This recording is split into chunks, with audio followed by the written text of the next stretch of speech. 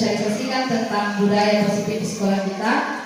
Hari ini saya hadir di tengah Bapak Ibu bukan datang untuk mengajar, tetapi saya datang untuk berbagi tentang budaya positif yang telah saya dapatkan dari pendidikan guru penggerak yang nantinya bisa kita terapkan di sekolah kita tentang budaya positif ini. Adapun topik budaya positif yang akan kita lalui pada saat ini, yang pertama adalah disiplin dan nilai-nilai kebajikan universal. Yang kedua, teori motivasi, hukuman dan penghargaan. Yang ketiga, keyakinan kelas. Keempat, kebutuhan dasar manusia dan dunia berkualitas. Yang kelima, restitusi 5 posisi kontrol. Yang keenam adalah restitusi segitiga restitusi.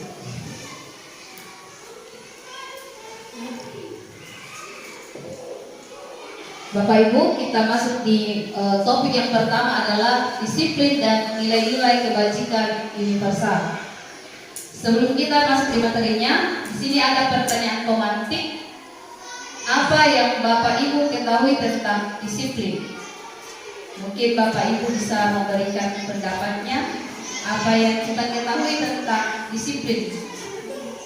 Ya, terima kasih. Kalau menurut saya disiplin itu adalah perasaan taat kepada aturan. Ya, mungkin itu saja. Terima kasih. Ya, terima kasih atas pendapat yang luar biasa dari Bu Kris tentang disiplin adalah perasaan terhadap peraturan. Nah, untuk kita mengetahui dimaknai menjadi sesuatu yang dilakukan seseorang pada orang lain untuk mendapatkan kepatuhan. Jadi ada sesuatu yang kita lakukan sehingga orang lain bisa mendapat kepatuhan. Begitupun kalau di sekolah kita antara guru dan murid. Makna disiplin positif yang dikemukakan oleh Nirhaja Dewastara maupun Dean Gassen, di mana kedua pakar pendidikan mengartikan bahwa disiplin sebagai bentuk kontrol diri, yaitu belajar untuk kontrol diri agar dapat mencapai suatu tujuan mulia. Tujuan mulia di sini tentang makna disiplin positif di sini adalah bentuk kontrol diri kita yang nantinya memuat nilai-nilai kebajikan universal maupun kreatif. Nah, Bapak Ibu, dari nilai-nilai universal tadi ada dalam profil pelajar Pancasila. Di situ terdapat banyak elemen. Itu sudah tidak asing lagi bagi kita. Nanti kita akan melihat nilai-nilai apa saja yang terkandung dalam profil pelajar Pancasila. Kita masuk yang kedua, yaitu teori motivasi, hukuman dan penghargaan dan restitusi. 3 motivasi perilaku manusia. Yang pertama, untuk terpaksa. Kemudian yang kedua, untuk mendapatkan imbalan atau penghargaan dari orang lain. Misalnya peserta didik kita kasih dalam kelas dia paling rajin, dia dikasih 1 bintang.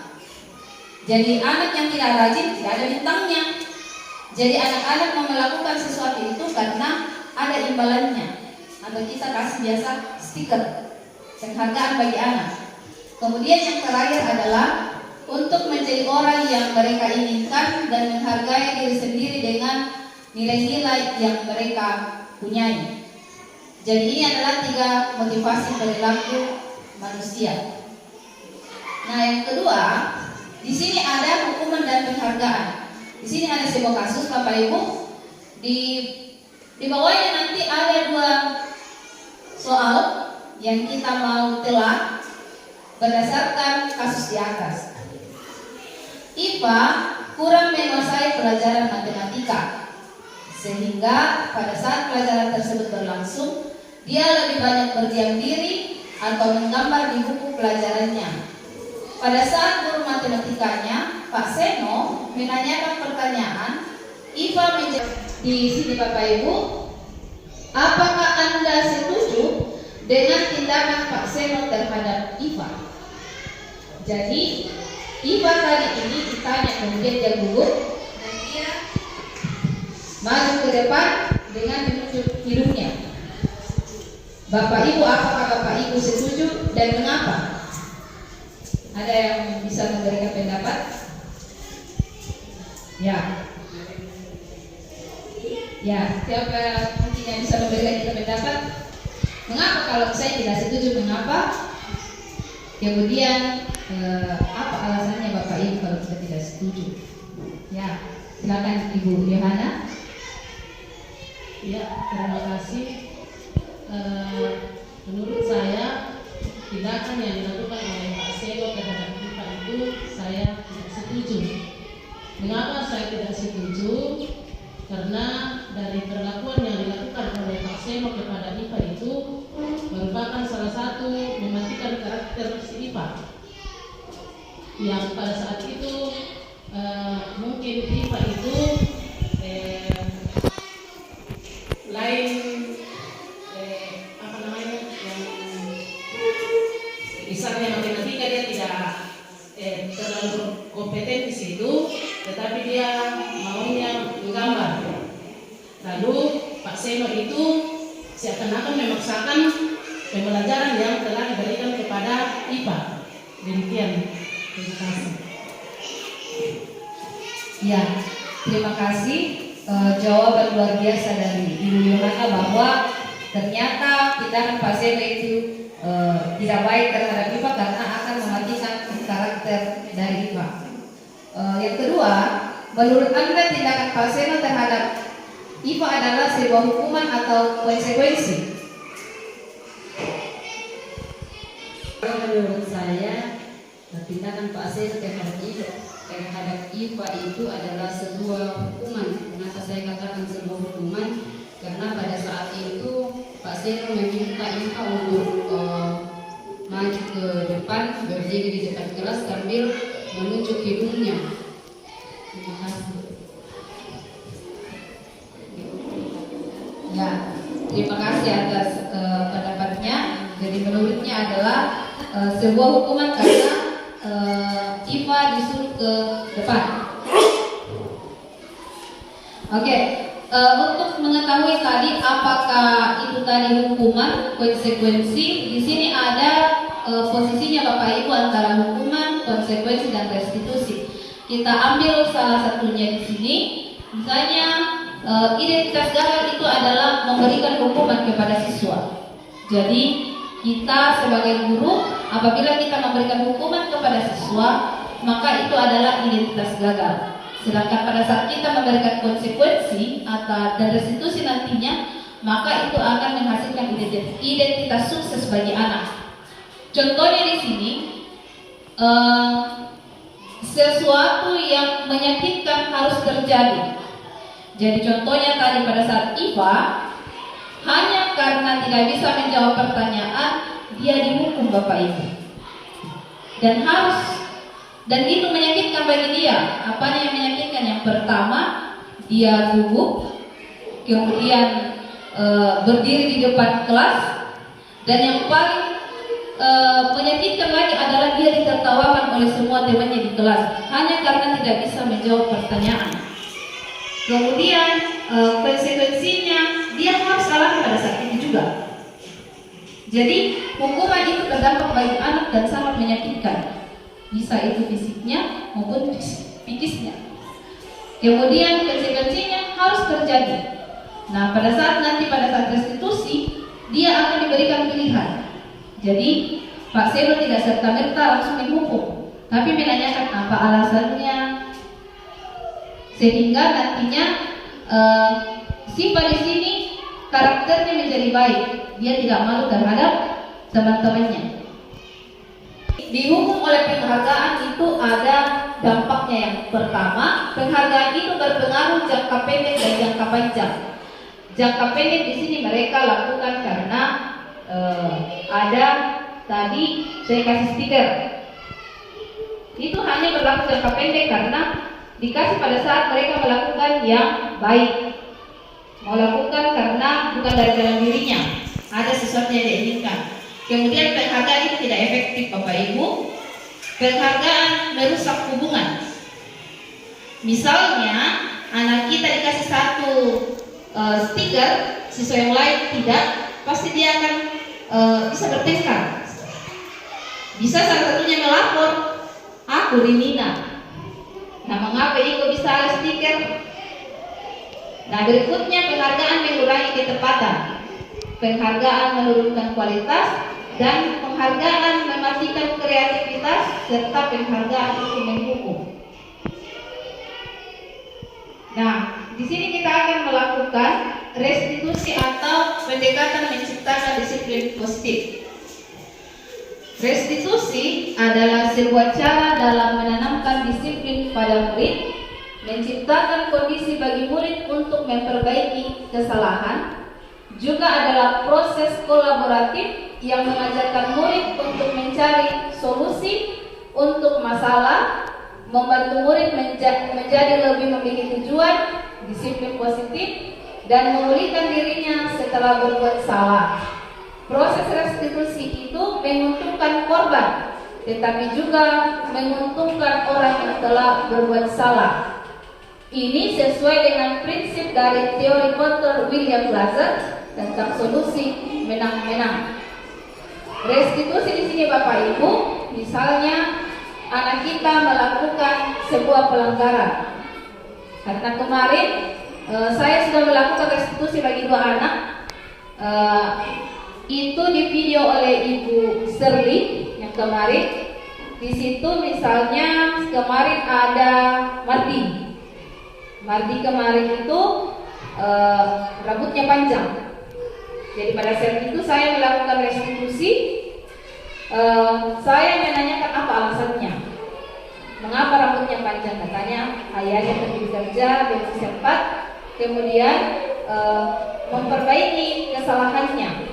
Jadi memperbaiki kesalahan di sini misalnya sudah tahu bahwa aturan di sekolah kita kan semua rambutnya pendek, dan proses kolaboratif bekerjasama dengan guru mencari solusinya sehingga anak nanti itu dapat memulihkan dirinya untuk nilai keyakinan yang telah dilanggar.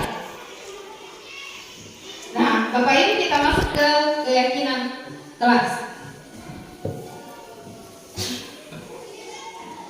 Di sini keyakinan kelas, mengapa tidak peraturan saja? Mengapa harus keyakinan kelas? Kira-kira Bapak Ibu mungkin kita sudah pernah membuat keyakinan kelas. Mengapa bukan peraturan?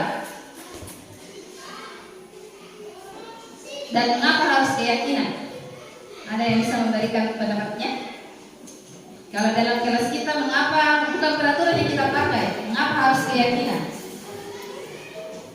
Ya, mungkin dari kelas kita sudah ada keyakinan kelas atau kesepakatan kelas. Kalau di kelas kita,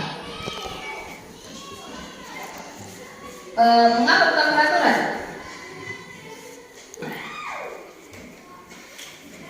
Ya, mungkin Bapak Ibu ada yang bisa memberikan pendapat mengapa bukan peraturan yang kita buat dalam kelas.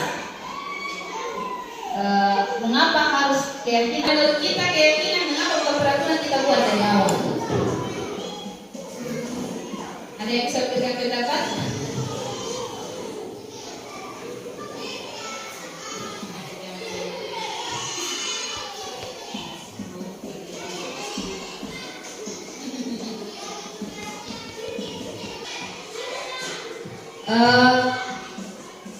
Mengapa tidak peraturan saja? Mengapa harus keyakinan kelas? Karena kalau menyangkut peraturan, biasanya peraturan itu akan ada konsekuensinya.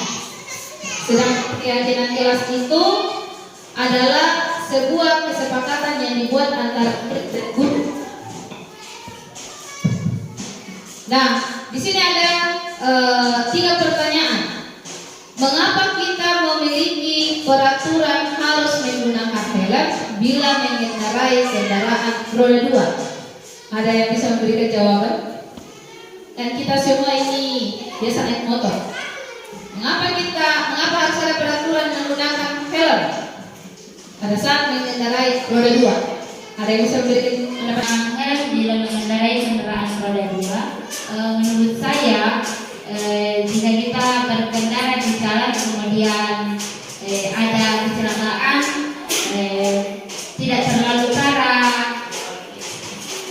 mukanya yang masih bisa anda bertolong. Terima kasih. Oke, baik, terima kasih atas pendapatnya. Ternyata benar dikatakan Bu Eka tadi bahwa untuk misalnya terlihat dari kecelakaan ya. Jadi di sini, nah, padahal sesungguhnya menggunakan helm itu sebenarnya juga ada nilai kebajikannya, yaitu keselamatan. Jadi di sini bukan hanya peraturan, tetapi ada nilai keselamatan di dalamnya. Dan nilai keselamatan ini adalah salah satu nilai universal yang tadi kita telah lalui. Kemudian yang kedua, mengapa kita memiliki peraturan 3M? Menggunakan masker, mencuci tangan, dan menjaga jarak 1,5 meter. Ya, ini kan kita sudah lakukan kemarin. Kita sudah terapkan di anak-anak. Harus 3M. Ya, dikatakan ibu bahwa supaya tidak menular. Ya. Di sini Bapak Ibu, nilai kebajikan yang di sini bukan hanya peraturan dianjurkan. Nanti baru ada virus baru kita gunakan. Tetapi sebenarnya di sini mengacu pada nilai kesehatan. Ya. Jadi di sini bukan hanya beratur. Nanti kalau ada COVID baru kita pakai masker. Biasa pun kita keluar menggunakan masker. Tanpa ada COVID kemarin kita biasa menggunakan masker karena melindungi kita dari debu. Ya. Kemudian mencuci tangan. Bukan hanya ada COVID kita mencuci tangan. Tapi setelah selesai melakukan kegiatan yang langsung bersentuhan dengan tangan, pasti kita langsung mencuci tangan. Jadi nilai di sini adalah nilai kesehatan. Kemudian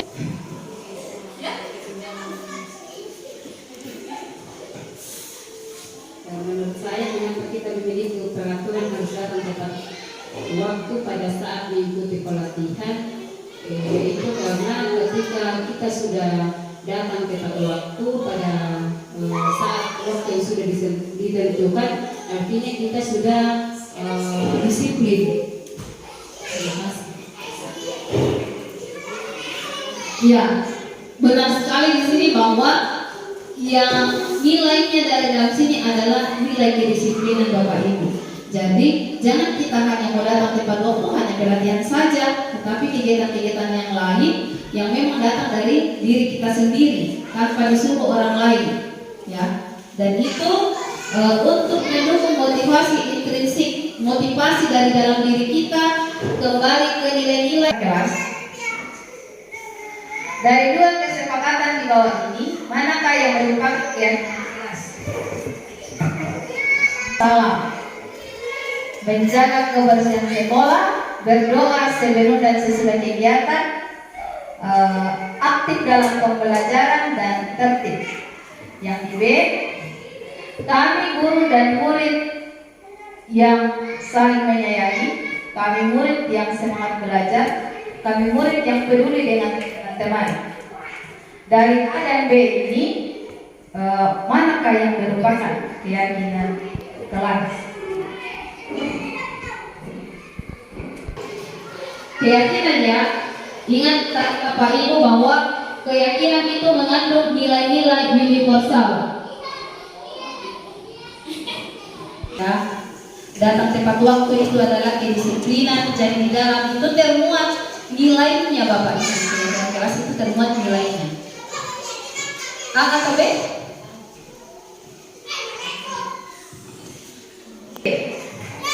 Mengapa? Karena di sini ada nilai universal, menyayangi, semangat, dan peduli. Ya. Saya juga lupa tadi bahwa keyakinan kelas itu dalam menyusun keyakinan kelas Bapak Ibu itu harus dilakukan antara siswa. Ya.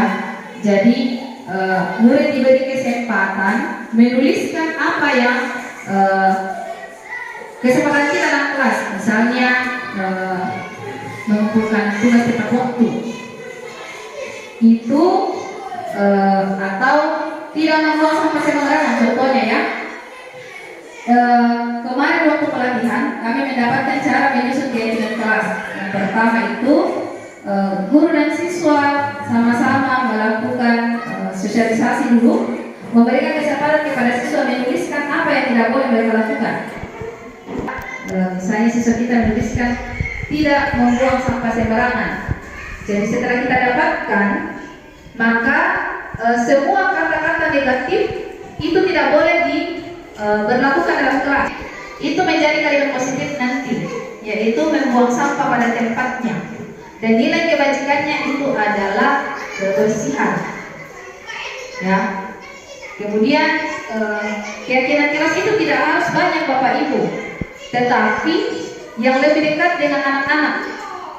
Misalnya siswa kita ada 20, mereka menuliskan sebuah pendapatnya, tetapi kita memilah yang mana yang benar-benar akan dilakukan oleh anak.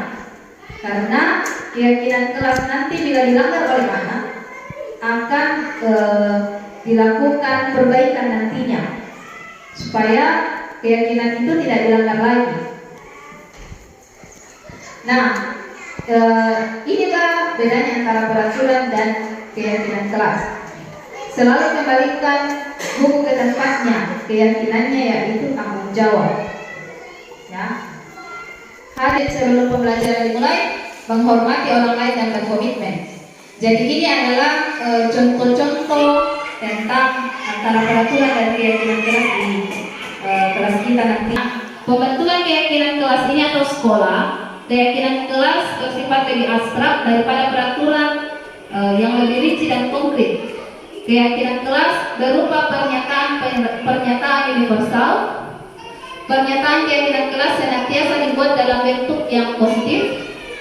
Keyakinan kelas sebaiknya sesuatu yang dapat diterapkan di lingkungan tersebut. Semua warga kelas hendaknya ikut berkontribusi dalam pembuatan keyakinan kelas lewat kegiatan curah pendapat. Bersedia meninjau kembali keyakinan kelas dari waktu ke waktu. Jadi keyakinan kelas yang kita buat, misalnya dalam satu semester, kita bisa tentukan, ditinjau kembali yang mana yang paling banyak dilanggar oleh anak-anak kita. Bagaimana lagi membuat keyakinan agar itu tidak dilanggar bagi anak-anak kita nantinya.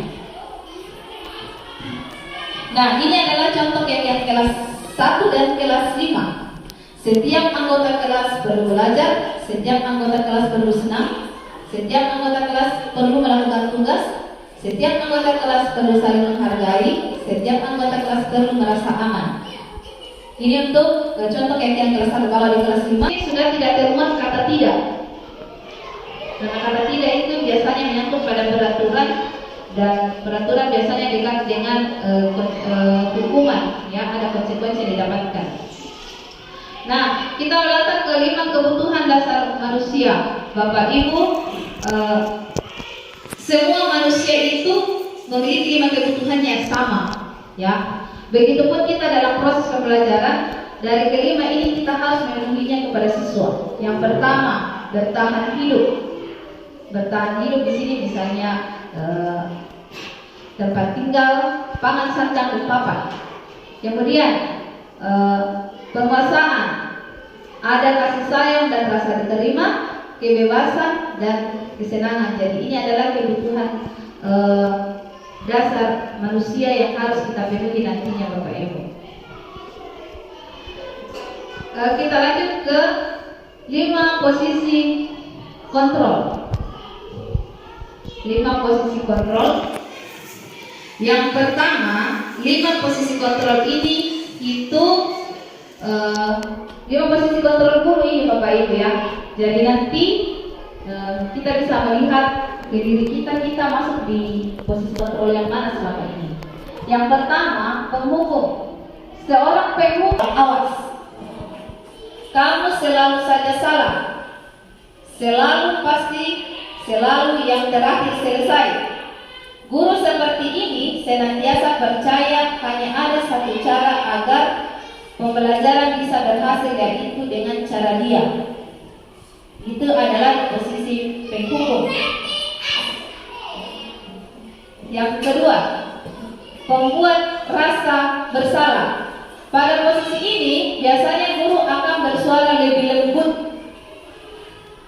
Pembuat rasa bersalah akan menggunakan keheningan yang membuat orang lain merasa tidak nyaman, bersalah atau rendah diri.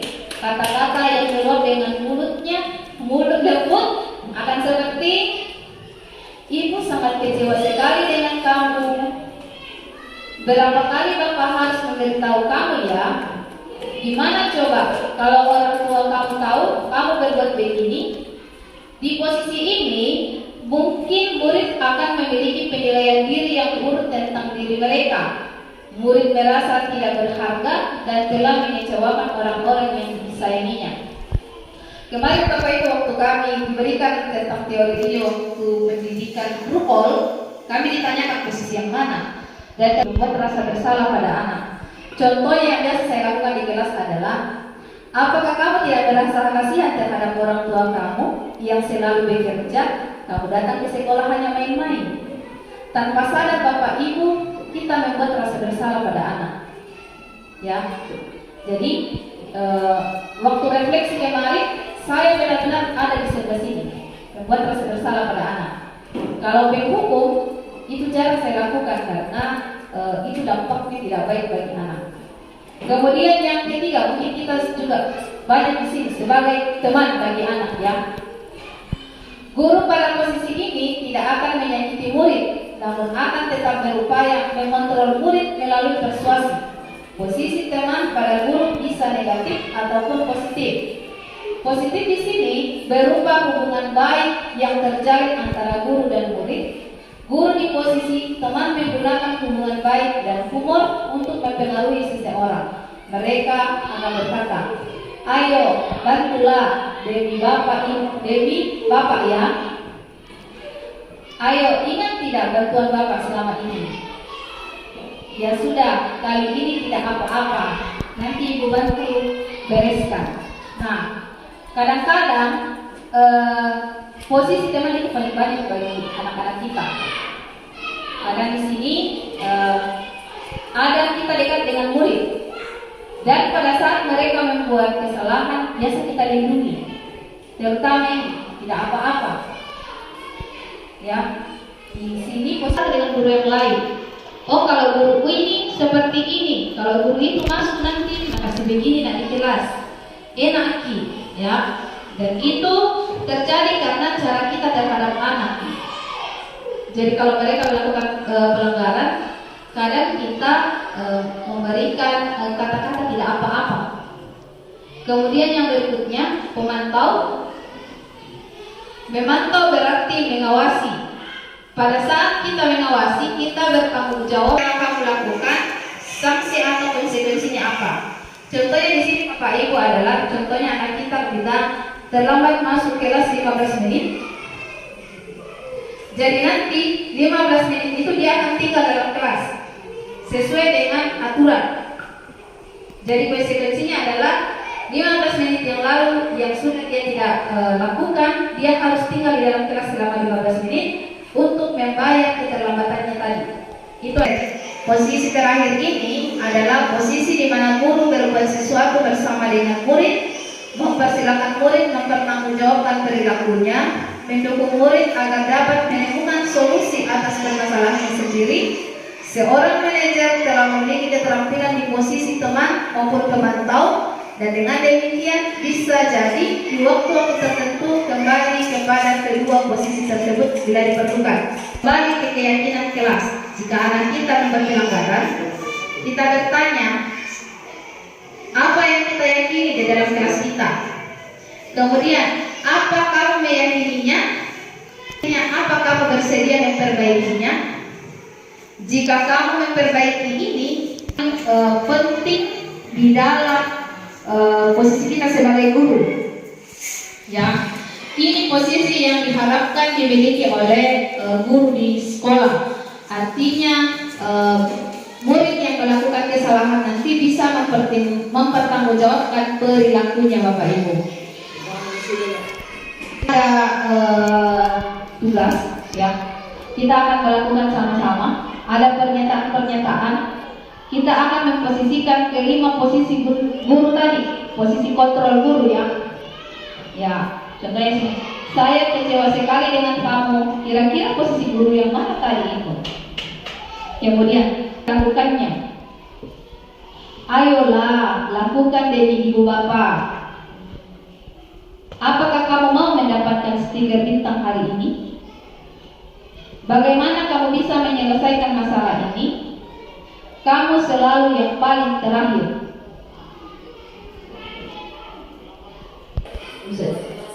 Ya, katanya berbuat rasa bersalah. Kamu tidak pernah benar melakukannya.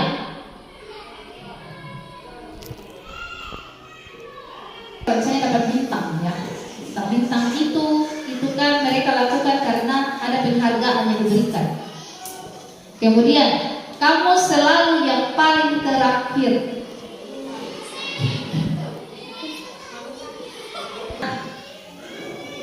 Ya, saya kecewa sekali dengan kamu, membuat orang merasa bersalah. Kamu tidak pernah benar melakukannya, itu penghukum. Ayolah, lakukan demi ibu bapak, itu sebagai teman. Apakah kamu mau mendapatkan stiker bintang hari ini, itu pemantau. Bagaimana kamu bisa menyelesaikan masalah ini, itu manajer. Kamu selalu yang paling terakhir, itu adalah penghukum. Oke, Bapak Ibu, kita sampai di topik yang terakhir, yaitu segitiga restitusi. Ini sudah saya lakukan dengan 2 siswa di kelas saya kemarin. Nah, segitiga restitusi ini itu di posisi kontrol guru yang melakukannya di posisi manajer melalui 3 tahapan. Yang pertama, menstabilkan identitas. Yang kedua, validasi tindakan yang salah. Dan yang terakhir, menanyakan keyakinan. Contohnya seperti ini. Ada anak kita di kelas tidak melaksanakan tugas piket. Jangan kita langsung salahkan. Nah, kamu marosoko, kamu anak yang malas. Tapi Bapak Ibu, kita menstabilkan dulu identitas. Mengapa kamu tidak melakukan tugasmu? Nah, di saat itu pasti anak ada alasannya. Mungkin dia terlambat bangun. Tapi Bu Guru juga pernah bagi anak-anak, kalau kita juga pernah melakukan kesalahan, tidak masalah dipertanyakan bagi anak-anak. Jangan kita selalu di posisi yang paling benar, karena menstabilkan identitas di sini. Contohnya anak yang terlambat bangun, makanya tidak lakukan tugas. Kita juga guru bisa berbicara bahwa Bu Guru juga pernah begitu, terlambat bangun, tidak lakukan tugas. Jadi dikatakan di sini tidak apa-apa, semua orang pernah berbuat salah. Bu Guru juga pernah. Nah, setelah itu kita validasi tindakan yang salah. Mengapa kamu punya alasannya? Ya, seperti itu tadi. Kemudian kira-kira apa yang akan kamu lakukan? Nah, di sini kita ke keyakinan kelas. Jadi anak-anak yang misalnya tidak melakukan tugas piket tadi, kita tanyakan keyakinan kelas mana yang kamu langgar. Pasti dia bilang bahwa tanggung jawab dalam melaksanakan piket kebersihan. Nah, setelah dia melakukannya, kita bertanya, bagaimana cara kamu untuk memperbaikinya?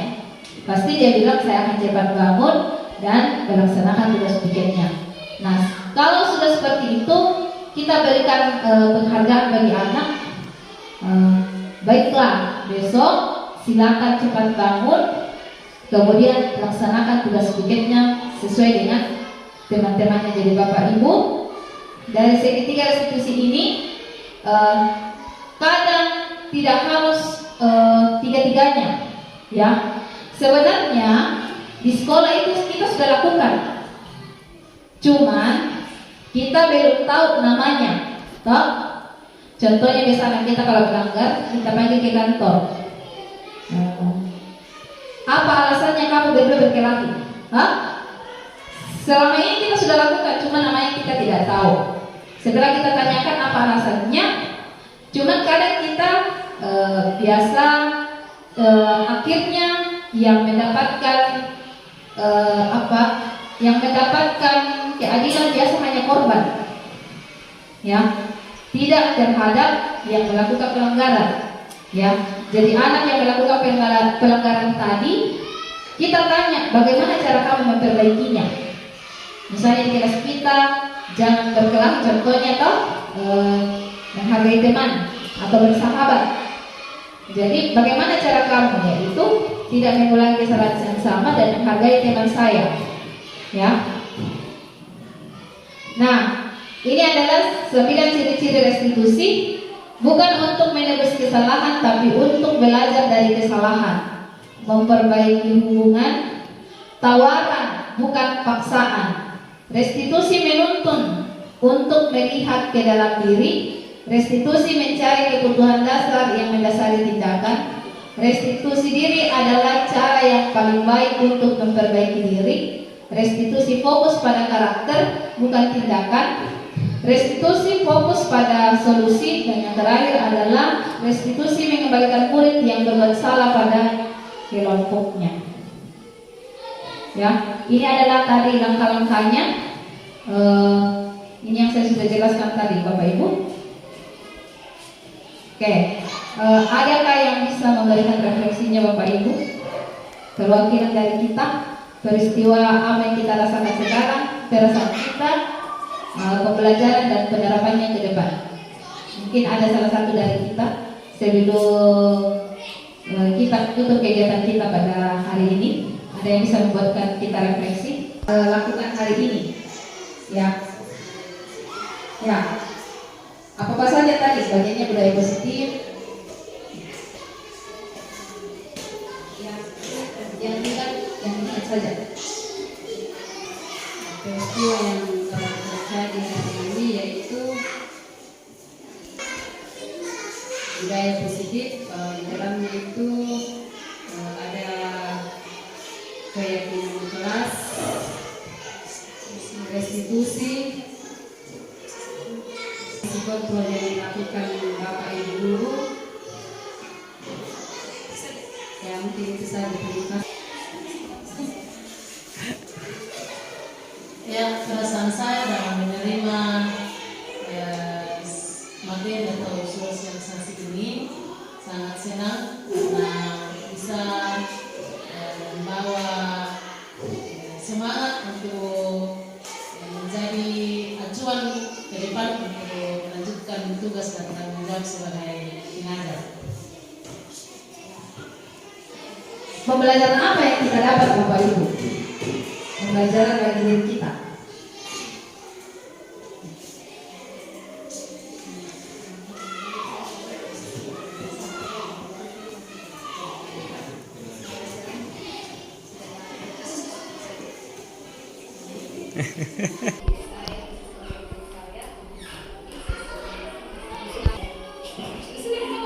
Sudah.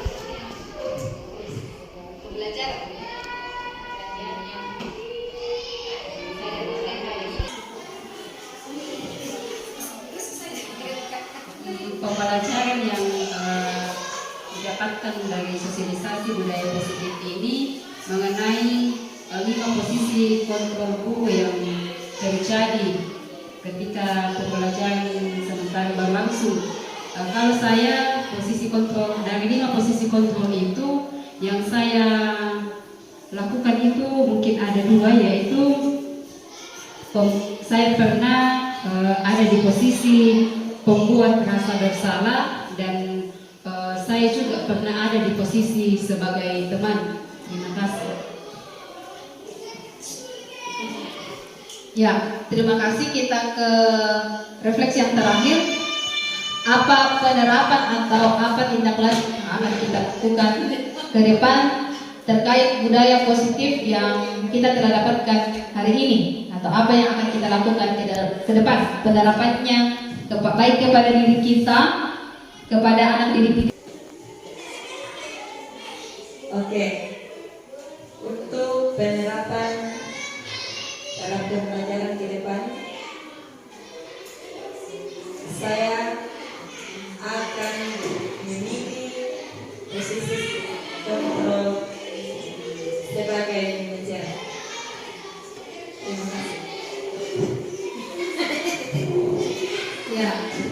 terima kasih Bapak Ibu atas refleksinya pada hari ini.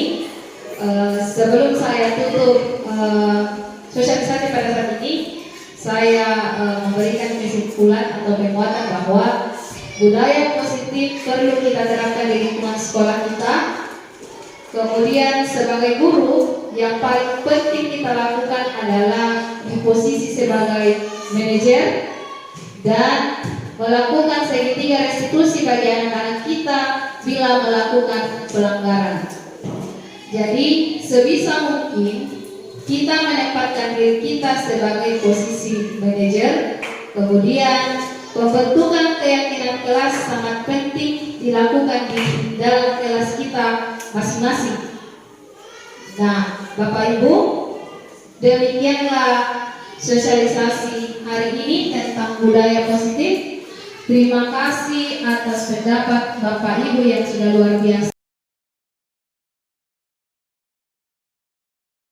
Nah, anak-anak, hari ini kita akan membuat keyakinan kelas, kesepakatan kita ya di dalam kelas. Ibu guru akan membagikan kertas post-it, masing-masing menuliskan apa yang akan jadi kesepakatan kita nanti dan menjadi keyakinan kelas kita yang akan kita lakukan ke depannya. Ya, oke. Ibu bagi satu orang satu kertas post-it. Nah, silakan tulis apa yang mau kita sepakati di kelas.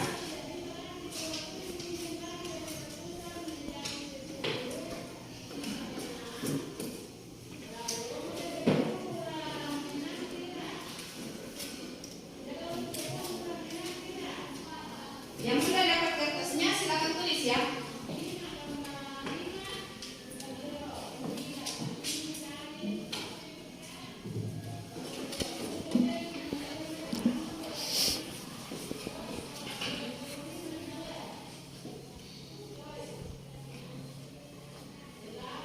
Apa yang akan menjadi kesepakatan kita silakan tulis. Setelah ditulis silakan tempel di depan. Sini ya.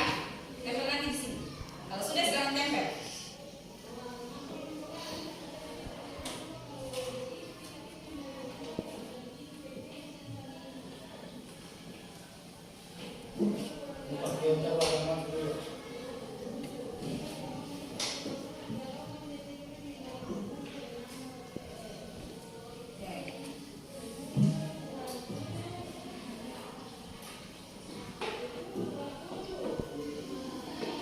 Dua saja ya.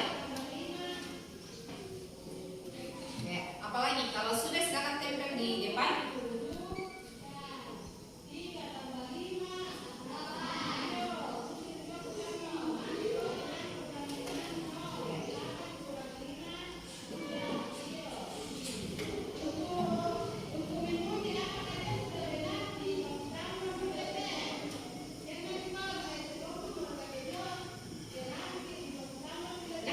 Oke, silakan tempel di depan.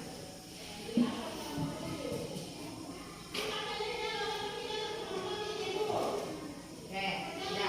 Lain yang sudah silakan tempel. Oke, Ansel.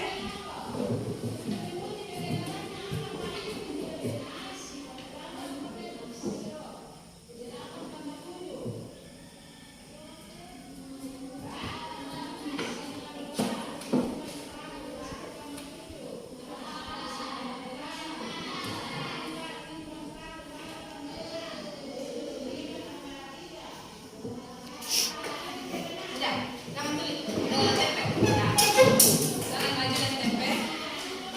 Betul saya di sana. Oke, di bawahnya lagi.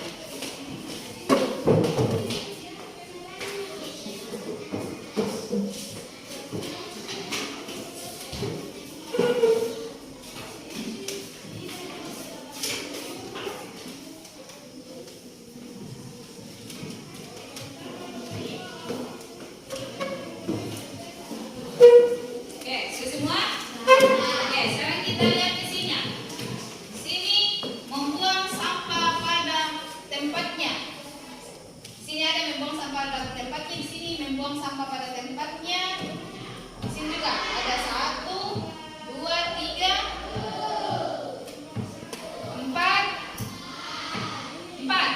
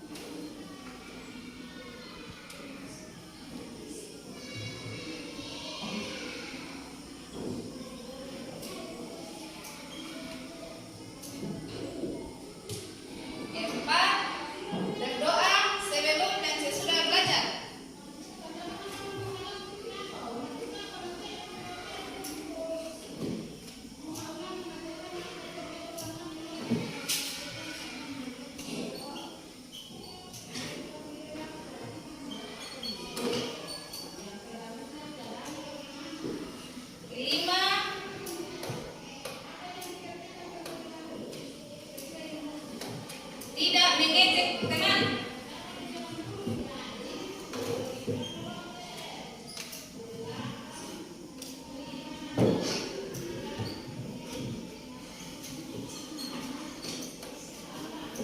Keenam, berpakaian bersih dan rapi.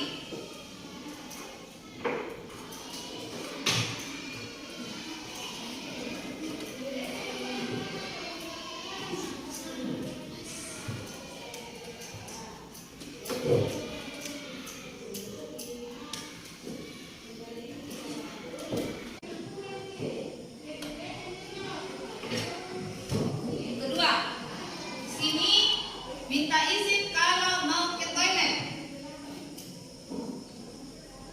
Kita tulis dulu ya. Minta izin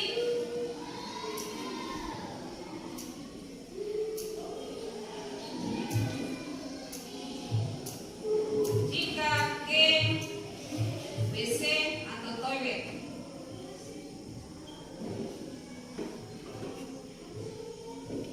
Tiga, membuang sampah masuk kelas tepat waktu.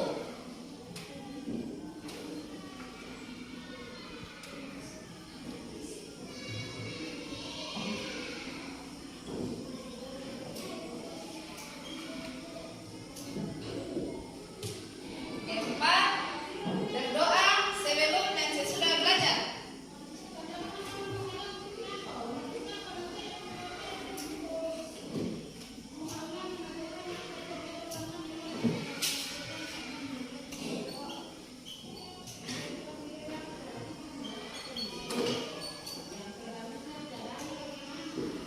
Kelima,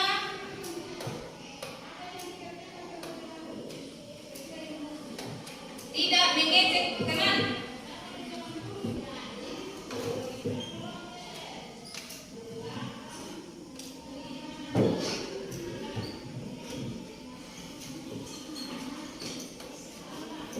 Keenam, berpakaian bersih dan rapi.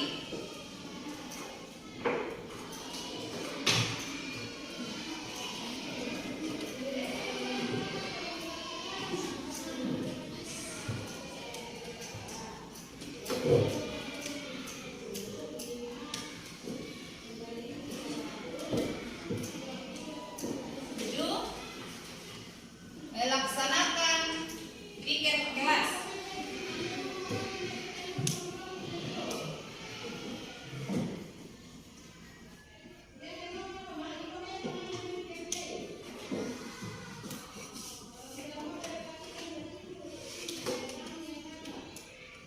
Tidak boleh bertengkar.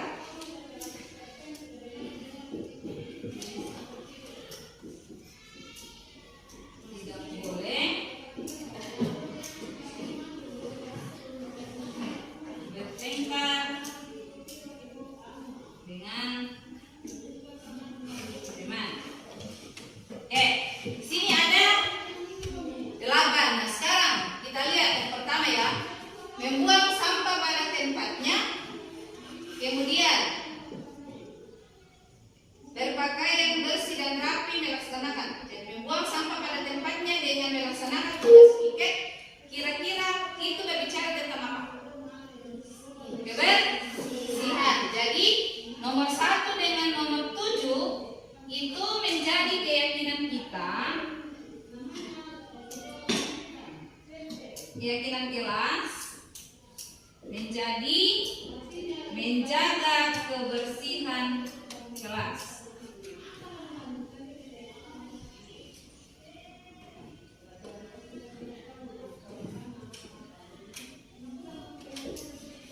Kemudian minta izin jika ke WC atau ke toilet. Lagi di sini. Ya, minta izin jika ke toilet.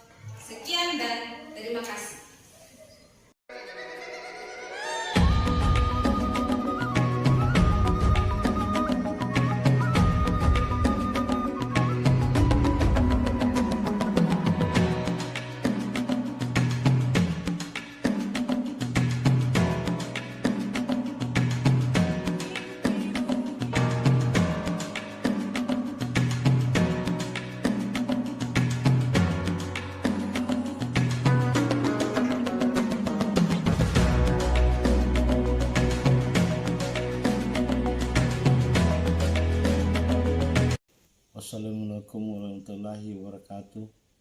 Salam sejahtera.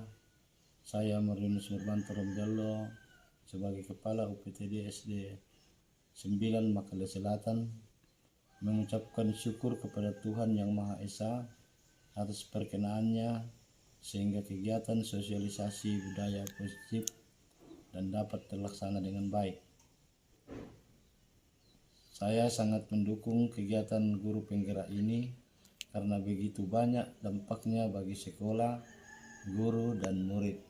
Selama Ibu Mercy mengikuti pendidikan, guru penggerak telah membuat komunitas belajar sebagai wadah untuk berkolaborasi, menciptakan pembelajaran yang berpihak pada murid dan tempat berbagai praktik baik.